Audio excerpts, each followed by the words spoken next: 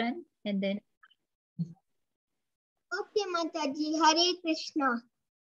Hare Krishna. Om Ajnanatimirandasya Jnananjana Shalakaya Chakshurunmilitam Yena Tasmai Shri Guruve Namaha Shri Chaitanya Manobishtam Stapitam Yena Bhutale Swayam Upakadamayam Tadanti Swapadantikam Vandeham Shri Gurun Sriyutapatakalam Gurun Vaishnavam Cha Shri Rupam Jagana Raghunathanvitam Tam Yathivam Tatvaidam Swavadutam Parijana Sahitam Krishna Chaitanya Devam Shri Radha Krishna Sahagana Raghunathanvitam Tam Sajivam Tatvaidam Swavadutam Parijana Sahitam Krishna Sahagana Lalita Shri Vishakanitam Hey Krishna Karuna Sindhu Deenabandhu Jagatpate Gopisha Gopika Kanta Radha Kanta Namostute Tapta Kanjana Gaurangi Radhe Vrindavaneshwari Rishabhanushtate Devi Pranamami Pranamami Hari Priye Hari Pranamami Hari Priye Vanjakalpatarubhyascha Kripa Sindhukayevacha Patitanam Pavanebhyo Vaishnavibhyo Namo Namaha Jai Shri Krishna Chaitanya Prabhu Nityananda Shri Advaita Gadadhara Srivasadi Gaurabhakta Hare Krishna Krishna Krishna Hare Hare Hare Rama Hare Rama Rama Rama Hare Hare Hare Krishna. Hare Krishna. Narayan Namaskrityam Naram Chaiva Narottamam Devim Saraswatim Vyasam Tato Jayam Mudiriye Nashtaprayeshu Abhadreshu Nityam Bhagavata Seviya Bhagavate Yutam Shloke Bhakti Bhavati Nashti. Hare Krishna, Prabhuji. Prabhuji, we are reading the Srimad Bhagavatam. We are on Canto 1 and we are on Chapter 4. Chapter 4 is the appearance of Sri Narada. And the text for today, Prabhuji, is text 7 and 8. Thank you. Prabhuji, I hand over to you. Katamba Pandavayi Yashya Rajashe Munina Saha Samvada Samabhuttata Yatraishi Satvati Shruti. Translation by Srila Prabhupada, Srila Prabhupada Ki Jai.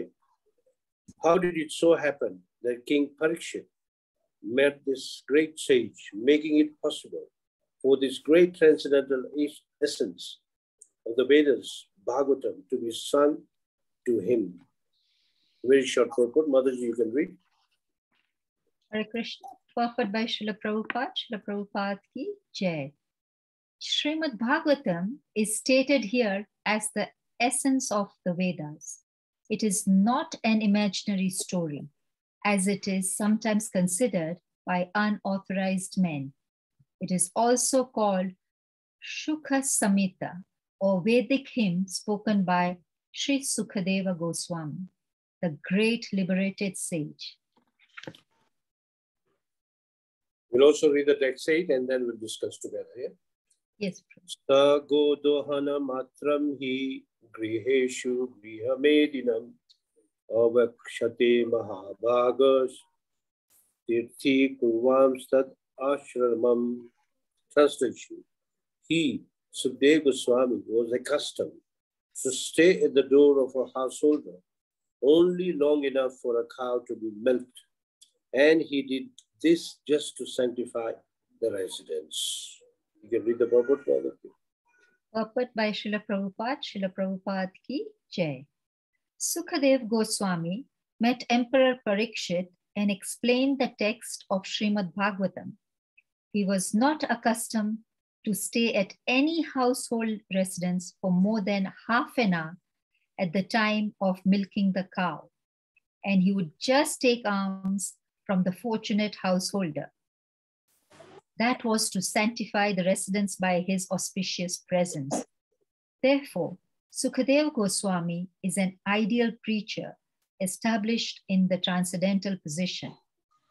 From his activities, those who are in the renounced order of life and dedicated to the mission of preaching the message of Godhead should learn that they have no business with householders save and except to enlighten them in transcendental knowledge.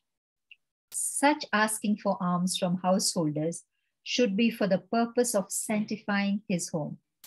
One who is in renounced order of life should not be allured by the glamour of the householder's worldly possessions and thus become subservient to worldly men.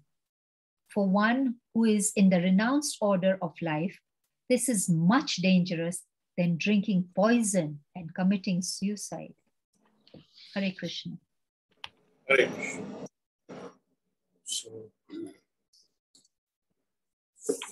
first of all, we should know that Sri Prabhupada is explaining that Bhagavatam is the essence of all the Vedas. Now, if you go back, we had read that Vyasdev compiled many scriptures. He first compiled one Veda, then he made it into three: Samaveda, Rigveda, Samaveda, Yajurveda. He added a fourth one, Atharva Veda. And then for the general mass of people, he put Mahabharata and the Puranas. So, Vyasdev is very merciful. But even after compiling all that, he was not satisfied. So in this chapter, we find that what is the purpose of Narada appearing or coming to Vyasdev? And that is the title of this chapter. So we have been reading about Sukadeva Goswami. Now, there's an explanation given that in bygone ages, all the Vedic knowledge was passed down orally. People would hear the knowledge, remember it, assimilate it, and perfectly communicate to the next person without any adulteration. The power of comprehension was so great that no written books were required. Foreseeing the degradation of Kali Yuga, Vyasdev was eager to have knowledge documented for posterity. He put them in writing so that people can refer to it. Because of Kali Yuga means people have many defects. And one of the defects is no good memory. They can't remember. So he put it into writing so that people can refer to it. So each narration of Bhagavatam, because originally Bhagavatam was spoken by Sukadeva Goswami to Maharaj Parikshit. And Sutta Goswami heard it. So narration may be different slightly, but the essence and the meaning, everything remains the same. It's identical. So the substance, it means the emphasis and conclusion remains unchanged, eternally unchanged. So you find that there may be different versions of Srimad Bhagavatam. Elsewhere it is explained that even Lord Shiva was speaking Bhagavatam to Mother Parvati. That means Bhagavatam has been read since millions of years. But now Vyasdev, he put it into writing. So Srimad Bhagavatam, existing in the heavenly planets, for example, is far more bigger than the Bhagavatam we have. It means there is Bhagavatam existing in other planets. But our Bhagavatam here, which we are going to read, or we are already on the reading, is 18,000 verses. So Vyasdev chose to record the recital between Sutta Goswami and Saunak Rishi, and that is what we are hearing. And this dialogue was put into a written form. So now it became the standard. Spontaneous recitals of Srimad Bhagavatam gradually disappeared as people lost their recollective powers. They took shelter of the documented form of the epic conversation. So that is what we are supposed to do. The next is to read these, understand the dialogues. You find that even when we read Bhagavad Gita, it's a dialogue. The very first was the Bhagavad Gita. Dharma Kshetre Kurukshetre Samaveda Yutsava Mamaka Pandavas Cheva Kima Kurvata Sanjaya. The Dhritarashtra is asking, what did my sons and mortal sons of Pandu did? And this is the beginning of Bhagavad Gita. And later on, there are many questions and answers by Arjuna to Krishna. And Krishna is answering all this, the Supreme Personality of Godhead. Now, you should note that in Bhagavad Gita, the word Bhagavan in each verse refers to Krishna. Because Vyasdev very well knew that Bhagavan is Krishna. That's why all the verses where Krishna is speaking, you'll find the words Shri Bhagavana Vacha. So if you accept Krishna as Bhagavan, Bhagavad Gita can be understood. And if you go to the conclusion of Bhagavad Gita, what is the conclusion of Bhagavad Gita? Anybody likes to share? What is the conclusion? What is the final or the climax or the apex of Bhagavad Gita? Sarva Dharman Parityajya. Yes, exactly. So the final conclusion of the apex was of Bhagavad Gita is Sarva Dharma Parityajya Mam Ekam Sharanam Vraja Aham Tu Sarva Papebhyo Mokshishyami Ma Sucha. The Prabhupada says, when you come to this conclusion of Bhagavad Gita, after this the Bhagavatam starts. That is the way it should be read and understood. So Bhagavatam means it contains the essence of all the Vedic scriptures. There are so many thousands and thousands of verses. All that has been extracted, put into Vedanta Sutra. And then Vedanta Sutra is being explained in the form of Srimad Bhagavatam as a natural commentary. Like many of us remember that in our school days or even in our high school days, especially like in the subject literature, they give you a book and they give you a guide. Am I right or wrong? So if you follow the guide, it becomes very easy. So this is like natural commentary of Srimad Bhagavatam. It's guiding us. Because original Vedanta Sutra is in the form of codes. It's called Sutra. Sutra means like a threads. It becomes very difficult. For example, it says, Aham Brahmashmi. Now maybe many people will not understand this small slogan. Aham, I am Brahm. They may not understand. But when you read Bhagavatam, everything can be understood. And that Krishna is supreme may not be understood directly, because in all the Vedas, Krishna is the supreme. In the Rig Veda, especially, it says, Krishna, the son of Devaki, very clearly written. In other scriptures also, Krishna is mentioned practically every scripture of the Vedas. But Bhagavatam is only about Krishna.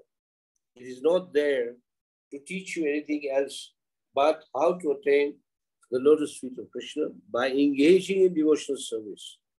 The beauty of Bhagavatam is you don't have to do anything, you just have to hear it.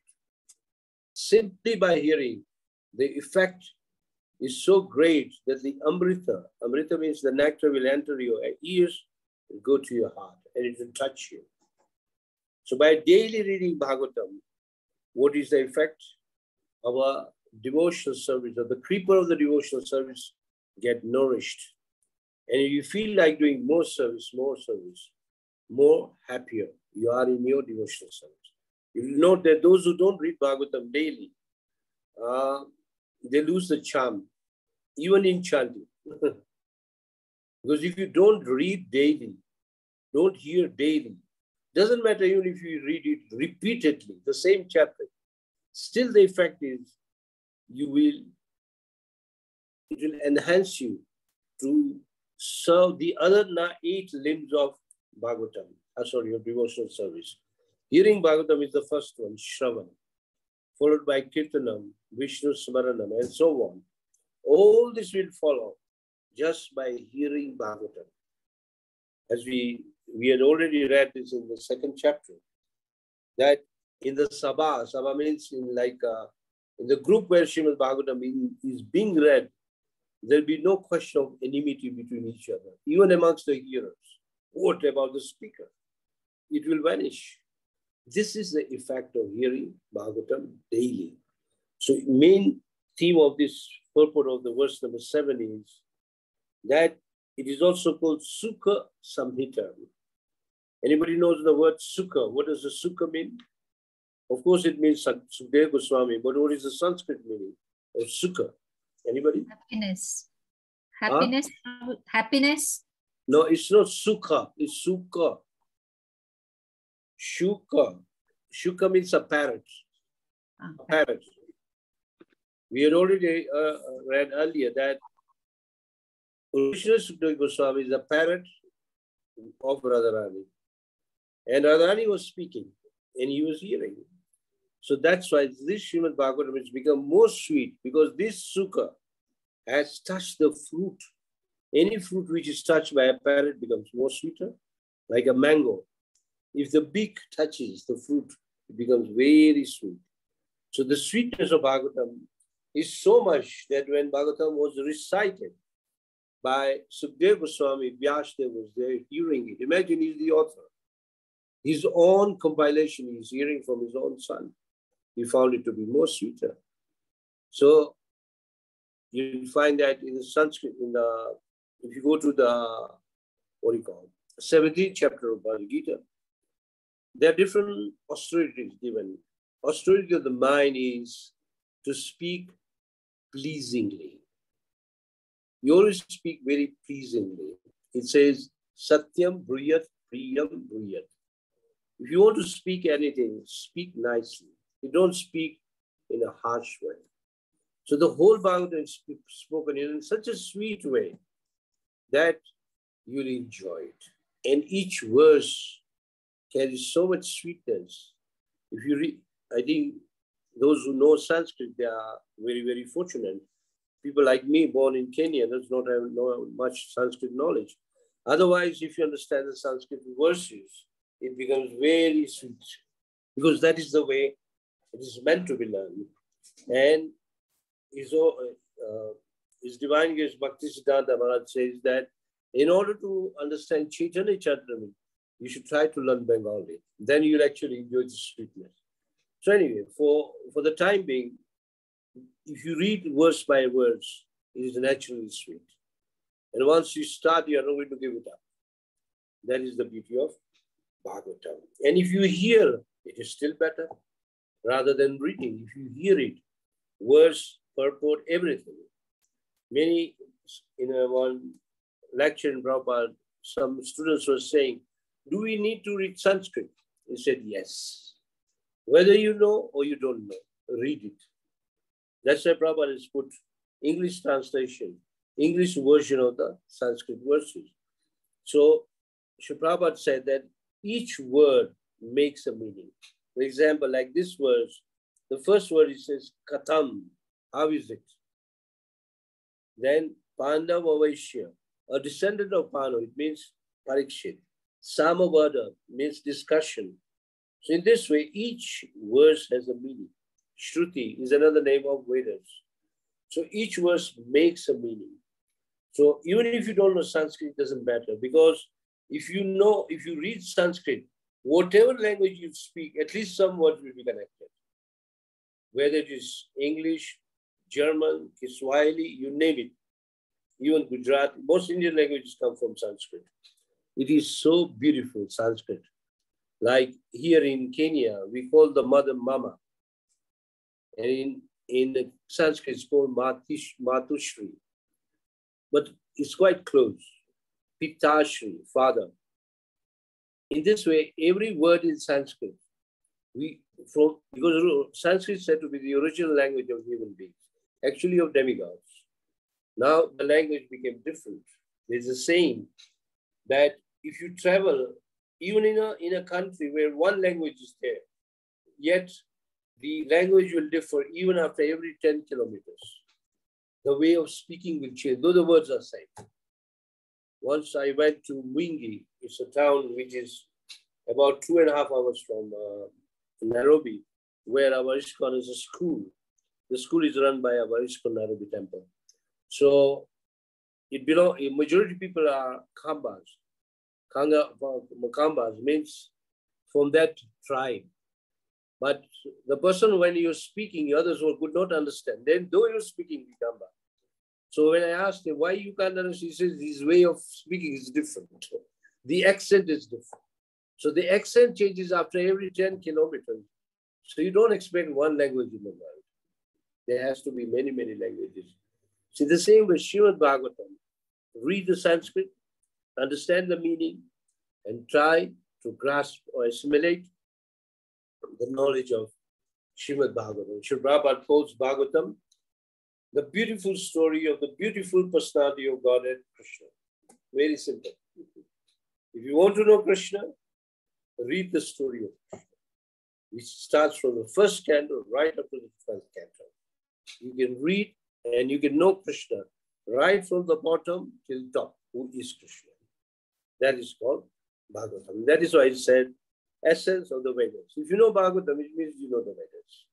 No need to go separately. No separate endeavor to learn each Veda separately. Sometimes some people simply out of inquisitiveness say, oh, I want to read Rig Veda. I want to read Sama Veda. I know when I'm sitting in the office, I had at least some cases in which people say, I want to read the original Veda. I don't want to read Bhagavad Gita. So when we say, you will not be able to understand, then they say, no, I know Sanskrit, I can understand. People think like that. Prabhupada says, when they can't understand Bhagavad Gita, how will they understand the original Vedas? And I was just reading one of the notes sent by one of my friends. He said that in one letter, Prabhupada is saying that if you are chanting regularly, then to read, understand becomes very easy because the mind is clear. But if you are not chanting, even to read and understand becomes difficult. It needs a very clear mind. Just like if you go to school, if your mind is clear, you can learn the subject. But if your mind is thinking of 1,000 things, you will not understand any subject. So the beauty is of Bhagavatam is just by hearing. Just by hearing Bhagavatam, you can understand Bhagavatam. And if you heard it, then you know Krishna. Same thing about Mahabharata. If you read Mahabharata, Mahabharata is very simple. Very, very simple and very, what do you call, to the like a story, narration after narration, narration after narration. Very big scripture. But even after reading Mahabharata, the conclusion is Krishna is cause of all causes. Everything that is happening in Mahabharata, the cause of all causes is Krishna. And Krishna is the Supreme Personality. The meaning is the same. So the general mass of people, Mahabharata is there. And as we discussed, I think was it in the last class about Ramayana. The first poetry was Ramayana on this earth. That's why it's called Adi Kavaye. First poetry. And Bhagavatam is like the last, among the last. So when you read the Bhagavatam, you know Krishna in full. Hare Krishna. Any questions on this before we discuss the verse number 8?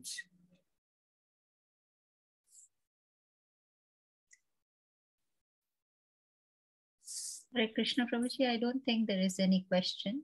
Okay, we go to the other next verse. Verse number 8, we already read it.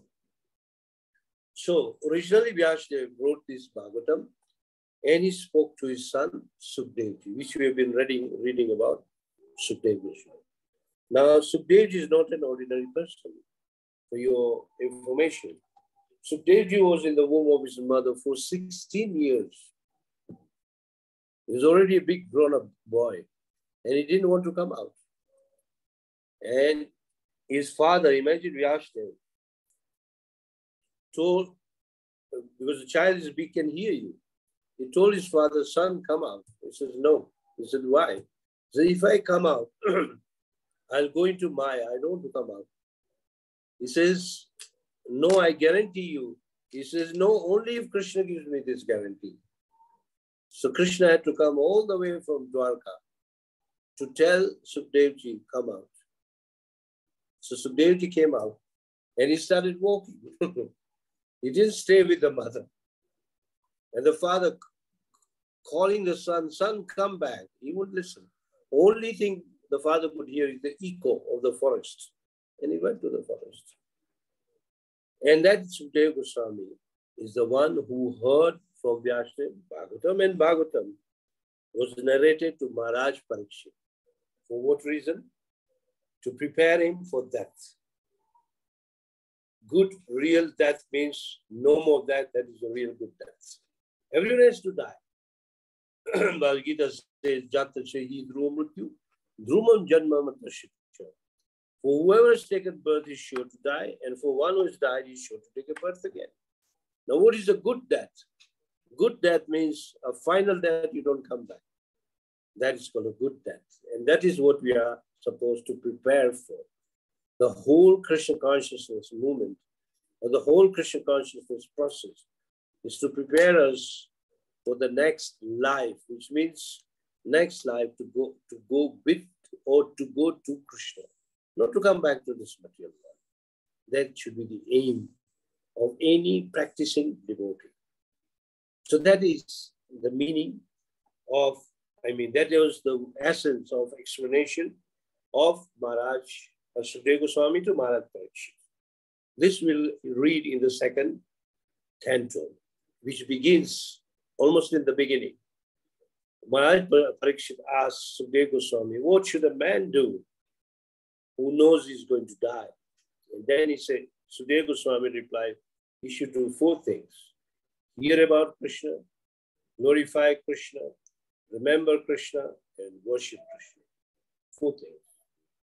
This is how a man should prepare to die. What is bhakti? We are hearing daily about Krishna. We are glorifying Krishna every day. We are remembering Krishna every day. We are worshipping Krishna every day. And all 4 can be accomplished by doing one activity. Does anybody know what is one activity? All 4 are in one activity. Chanting holy name? Yes, thank you. Who answered that? Ajay, okay. Just by chanting Hare Krishna, all 4 are inclusive. Because when you chant, all things happen.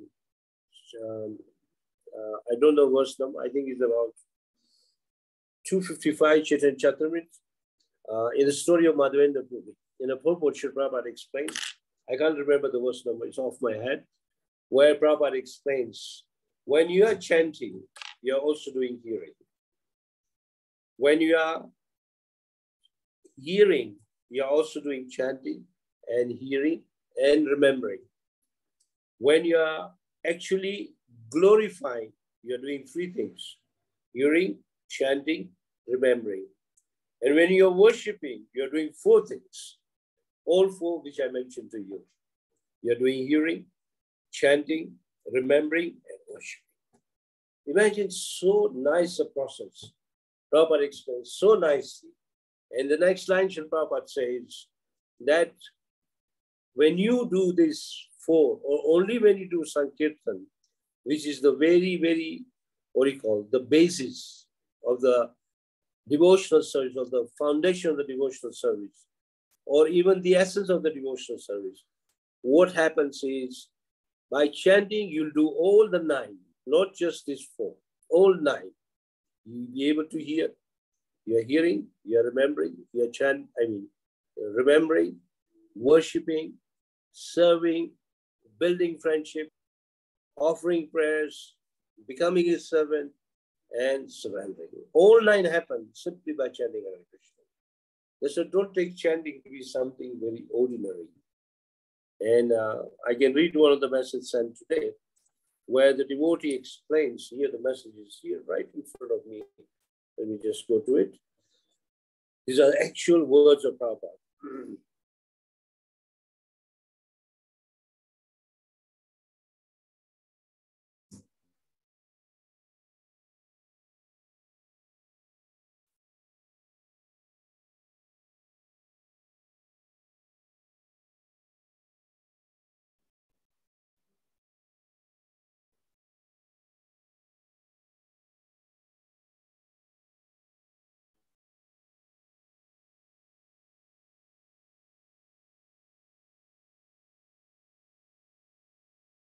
Here, Sri Prabhupada says, what is the difficulty in chanting? Very simple. Just say, Hare Krishna, Krishna Krishna, Hare Hare. Hare Ram, Ram Ram, Hare Hare. Whether you are at your home or in the streets, either walking or doing any activity, all you can do this. Look at these Western people. They have accepted. But these Indian people will not accept. He says like that. He says they will question. They'll ask 1,000 questions because their slate or the heart has so many things inside. The Westerners, their slate is quite clear. So they can easily write these 16 words on it. This is what Prabhupada is saying. So when you chant, everything is there. So anyway, going further, Sri Prabhupada is explaining the character of Sukadeva Goswami. He will visit house to house. If you see the verse, it says, Griheshu Griha Medina. Now you find there are two kinds of married people. Grihashtas and Griha Medis. Anybody knows the difference? Both are married. What is the difference? The Grihesh, one has God in the middle, and the other don't believe in God. What? One believes in Krishna, like the Vaishnavas, and the others don't. Okay, the biggest difference is, if you go philosophically or technically, Grihashta means who live their married life as per scriptures. Griha Medi are those who live life as per their mental concoctions, whimsical life, under the dictation of the mind. That is the difference. Grihashta means, yes, married, obeying all the rules and regulations of Krishna, or Bhagavad Gita, Bhagavatam, whatever the Vedic scriptures. Whereas the Griha Medi means is simply running after sense enjoyment. That's why you'll find that Grihastha live very peacefully. A Griha Medi, they quarrel, fight, and there are chances of breaking also. So here he says, Griheshu Griha Medina. He would visit the house of householders, especially those who are not following Vedic scriptures. And how long would he stay? A matter of few minutes. It doesn't take time to remove milk from the cow. Maximum 20 minutes or half an hour. You just stand there. While the milk is taken out, he will preach. So here Prabhupada is giving the advice that when we devotees, because Prabhupada wanted all of us to become preachers. Preacher does not mean just lecturers. Many people think like that.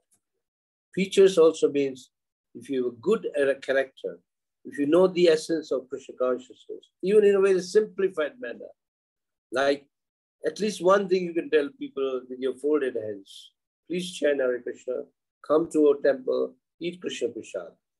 This is only 3 lines. If you can say this, you are the best preacher.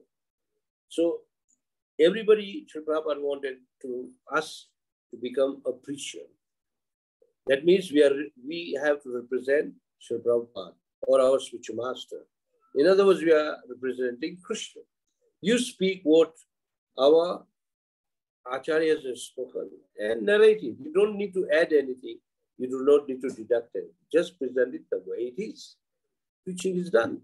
Besides that, if your language is good, if your attitude is good, your speech is good, and your behavior is good, everybody will accept.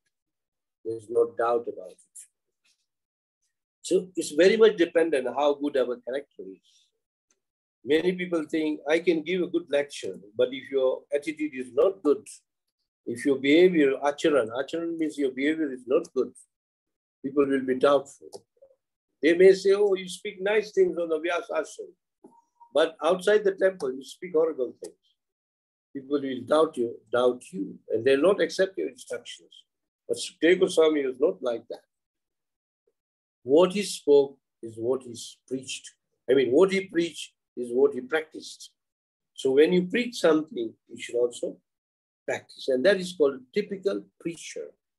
And you know that after Sarva Dharma Parityaja, in a couple of verses which follow, Krishna says, whoever preaches this Bhagavad Gita to my devotees will become dear to me. And there is no one more dear to him than him.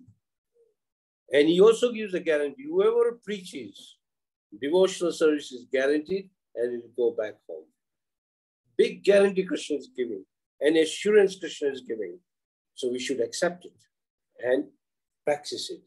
This is called a preacher. And a preacher means a sadhu. The word sadhu means an auspicious person. Wherever a preacher goes, it becomes all auspicious. It's not that only you go to India. You go to any part of the world, that place will become sanctified. That's why Sri Prabhupada wanted these teachings of Sri Chaitanya Mahaprabhu, which are based on Srimad Bhagavatam. Chaitanya Mahaprabhu is an ideal preacher of Srimad Bhagavatam. Remember that. Don't forget.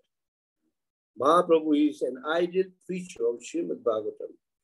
He wanted this knowledge to go to every town, every village, so that people can live very happy. So you find wherever Krishna consciousness is practiced, there will be happiness, real happiness. There may be some problems here and there, but it doesn't matter. Krishna consciousness, the process itself is a very happy process, a very sublime process. And this is what a preacher is supposed to present. So it sanctifies everywhere or anything. Wherever Bhagavatam is read, wherever Vedic scriptures are read, including Bhagavad Gita, that place becomes fully sanctified. So before we sanctify anything, we have to sanctify our heart by hearing Bhagavatam properly, by chanting our rounds attentively. Then the effect is the preacher should present the way it is.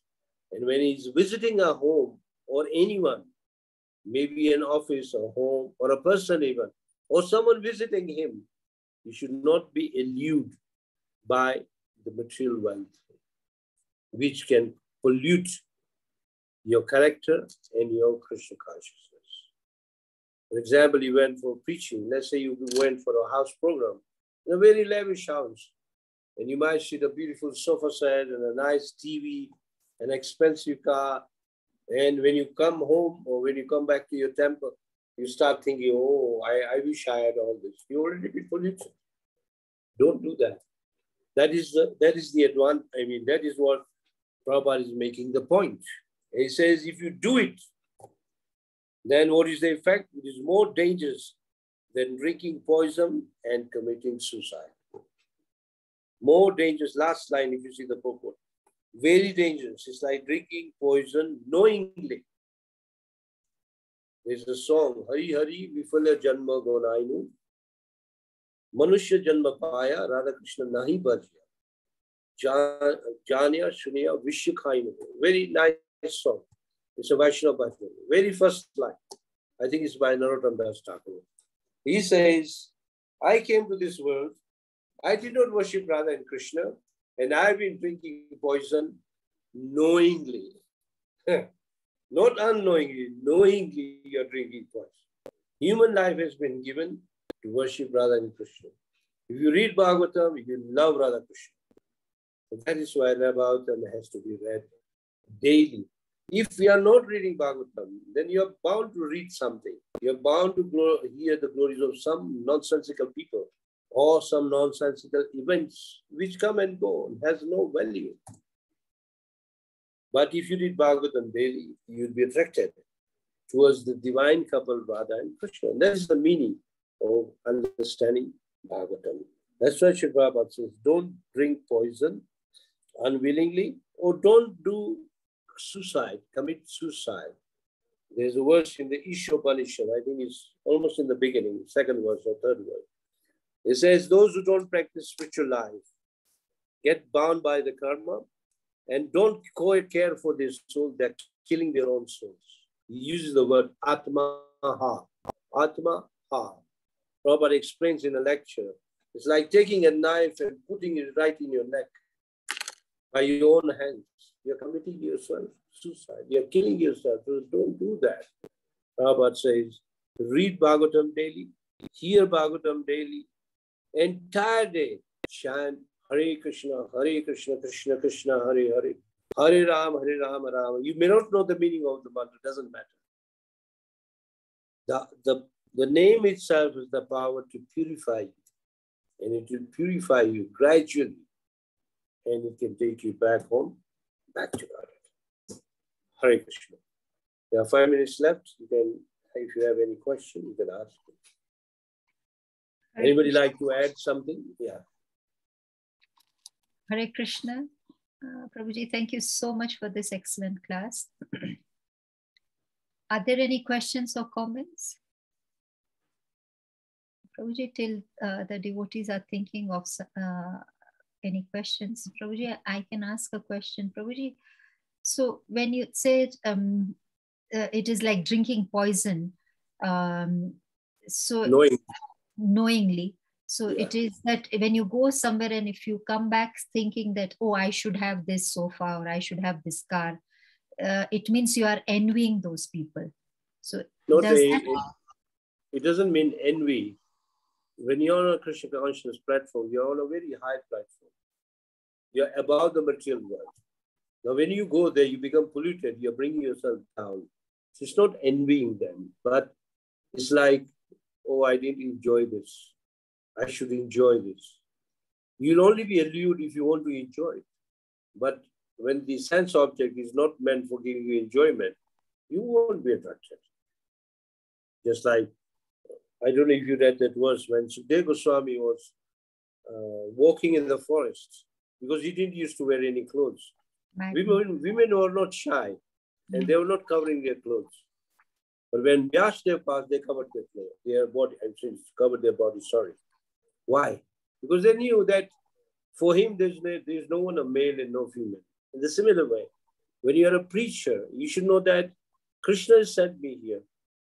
And my duty or my mission is to preach to people and give my message of my spiritual master or the message of Srila Prabhupada or from Krishna's message to everyone the way it is. You're working like a postman. Here in Kenya, we don't have a postman visiting you, but in India, the postman visits you. He gives you the letter right at your home, at your doorstep. So postman doesn't read your letter. He presents your letter the way it is. So that is what we are supposed to do. So we are not envious, but you can become polluted. So we should not become polluted. Chanakya Pandit says, if you become attracted by the property of others, it means you're already not educated properly. It means you have no good education. Good education means you should not be allured by the wealth of others, by the property of others. Rather, you should think, if you are knowledgeable, you should know that if someone has a good property and good things with him, he must have done some good punya in this life. And too much possessions, too much wealth is actually a curse. Really, it's a curse. The simple meaning Prabhupada says, anyone who has got too many possessions, too much good wealth, that person will become proud and will not have a taste of chanting Hare Krishna properly. Even if he's chanting, but the taste will not come. Because he thinks money is everything, or wealth is everything. I am everything. My education is everything. My beauty is everything. It doesn't work like that. You have to humble yourself down. So when you speak Krishna's pranam mantra, you know Krishna's pranam mantra? Hey Krishna Karuna Sindho, Dina Bandho Jagatpate. You see the word Dina? Dina means the friend of the poor. You have to become poor if you want Krishna. And what does that poor mean? You have to humble yourself down. Is it okay, Mataji? Yes, Prabhuji, thank you very much for that kind explanation. Any questions or comments from the group?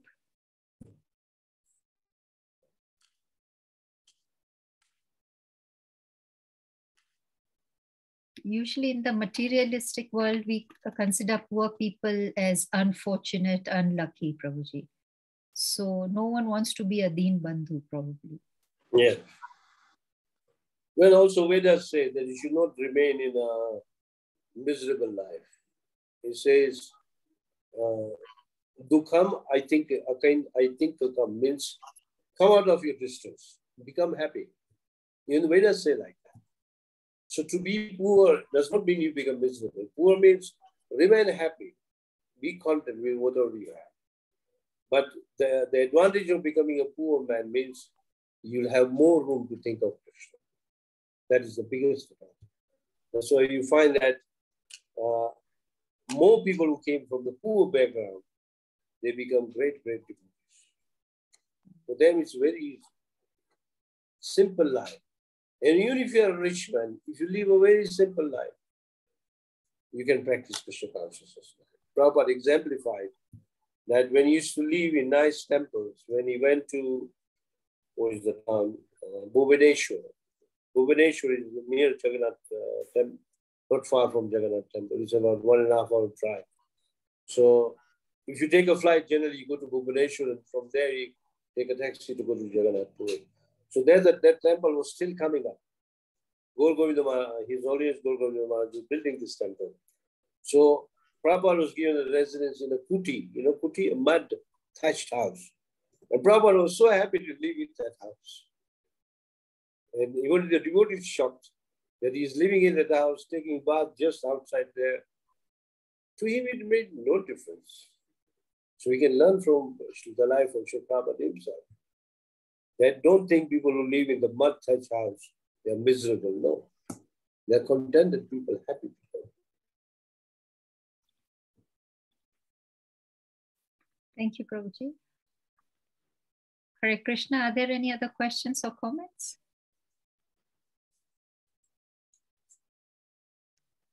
Hare Krishna, Prabhu. Hare Krishna. Hare Krishna.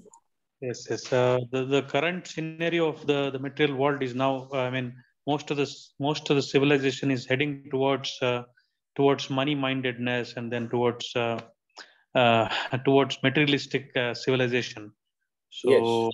Our only hope is to read and hear Srimad Bhagavatam from devotees, and then realize the real purpose of life, right, Prabhu? Yes. Because in outside material world, most of the people around us are just simply doing glorified materialistic activities. Yes, they are drinking the poison knowingly. Correct. Nunam pramata kurute vikarma. Rishabdev says, look at them. They're mad after sense gratification. It means asadhu mani. This is not good, Rishabdev says. Many people think if I have a car, I have a big house, nice, beautiful wife, nice children, I'll be happy. But even after getting all that, he's not happy because he doesn't have Krishna consciousness. I'm not saying you don't have this thing. You can have everything. But don't forget or don't live without being Krishna conscious. Don't forget the aim of life. Or the goal of life is to go back to Krishna. That should never be forgotten. Simple example, if you travel in a crowded bus or maybe even a train, there may not be any seat, then you have to hold, what do you call that? Hook on the hand. Yeah. The hold. And let's say the journey may be very long. If you let go, you can fall down. You hurt yourself. You have to keep holding. So don't give up that shelter of Krishna's feet. Hold it. And that feet has been simplified in the form of the holy name. Hold it to your tongue. Always chant Hare Krishna, Krishna Krishna, Hare Hare, Hare Ram, Hare Ram. At least you are drinking Amrit. Amrit means you are drinking nectar. You are not drinking poison. Thank you, Prabhu. That comment was good. Thank you so much. That's why Sri Prabhupada calls this a misdirected civilization. It's a civilization, but a misdirected civilization. I'll give you one fact.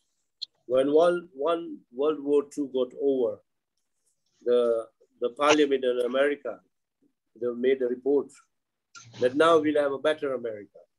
But it didn't happen like that. It became more worse America. More suicides, more murders, more girls getting pregnant at the age of 10 or 12 or something like that. And marriages breaking, so many divorces, which were not there before the Second World War. So people think we'll become happier. Like even I have seen even amongst most people, even among Kenyan community, not just Kenyans, but even the local. Everybody wants to go to America. To do what? Just to have a big cars, big roads, better law.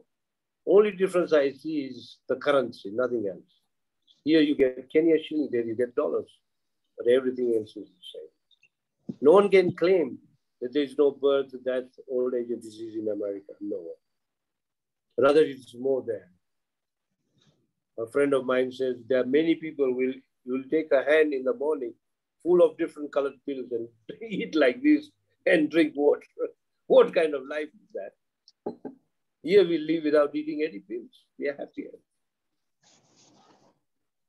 Okay, sorry, went off the point. Yeah. Thank you so much, Prabhu. Hare Krishna. Hare Krishna. Are there any questions or comments? As you were discussing this Kenya and America and everything, I was just imagining, so some people at the current moment are in Satyug and some are in various shades of Kalyug as well. So if, for example, America doesn't give them happiness and they can indulge into all this sense gratification and everything, then they are in the peak of Kalyug. I mean, it can't get any worse when the mother is eating the own child and when people are fighting, like how it is happening in Ukraine. So at that place, I'm imagining it must be, what is the peak of Kalyug? What is, when we read in our Shastras that Kalyug is, it's going to happen like this, but we can see that in some places it is already there. Actually happening. Actually happening, yes. Yes. And you yet know there that are verse. I'll give you the verse if you want to read. If you go to the 12th canto, the verse number 1 gives you what is Kali. I can read the verse for you. Sukadeva Goswami told Maharaj Parikshit. Sukadeva Goswami said, "Then, O king, religion means dharma, truthfulness means satya, cleanliness means suchi, truthfulness means titikshava, mercy means daya, duration of life means ayu, physical strength, which means swashta, memory means yada, will diminish day by day by day because of the powerful influence of Kali." You should read this verse. Opening verse of chapter 2, 12th canto. So if you see these things actually happening. So you're right that they are living at the peak of Kali Yuga. But at the same time, there are people who are living like they are living in Satyuga. Yeah. Like in Krishna consciousness. Those who practice Krishna consciousness diligently, they are living in Satyuga. Happy, very Brahminical, very clean. So pleasing even to speak to them. Happy people. You're right, man. So it seems like a paradox that you're waiting for the degradation, but the degradation is here, or you are waiting for Satyug, and you know that Satyug is still here. So we can live on any yugas we want, the way we think. The choice is yours. The desire is yours. If you desire to live like in Satyuga, practice Krishna consciousness. That's why the verse it says that in Satyuga people used to meditate. In the Treta Yuga, people used to do havans. Dwapara Yuga, they used to worship Krishna.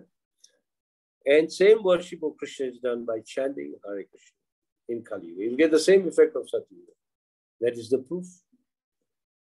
Any devotee in ISKCON, even practically you judge, anyone who is chanting Hare Krishna is the happiest person.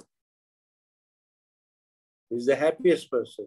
Even when he's outside the temple, people, when they meet him, they'll say, this in Kiswahili say, "I jamai kuna furaha." Furaha means it's got so much happiness. And it is true. Just by your face, people say he's a happy person. Yesterday, someone came to meet me, very strange person. Somewhere or other, he got my contact. I can read the message. I'm not flattering. I mean, I should not speak this. The verse, the message he said is, "I have never seen a happy person like this in my life." He sat with me for half an hour. He said, "I will come to see him again." So that's it. If you want to be happy, it's upon you. Prabhupada has given us all the happiness.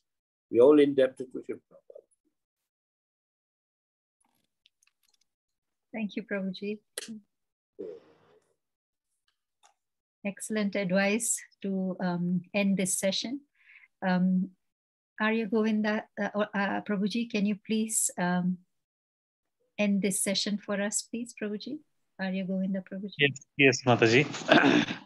Thank you so much, Hare Krishna Prabhu. Thank you so much for this wonderful class on the continuation of our journey to, Srimad Bhagavatam, and then the, importance of, the Grihastha life, and then Grihamedi, very nicely explained that how we have to be attached to spiritual life, so that, in whichever situation we are in, we can still be happy.